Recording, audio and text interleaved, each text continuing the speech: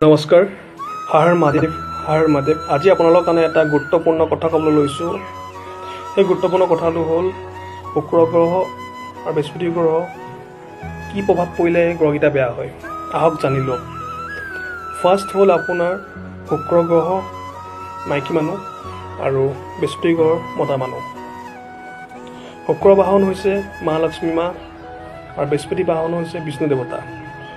ভাল পোৱাৰ ক্ষেত্ৰত যদি মাইকী মানুহ মতা মানুহ যদি মতা মানুহ এজনে যদি মাইকী মানুহ বা কিবা ভাল পোৱাৰ ক্ষেত্ৰত যদি ধোকা দিয়ে বা এৰি থৈ গুচি যায়, তেতিয়া সেই মতা মানুহজনৰ শুক্ৰ বেয়া হৈ যায়।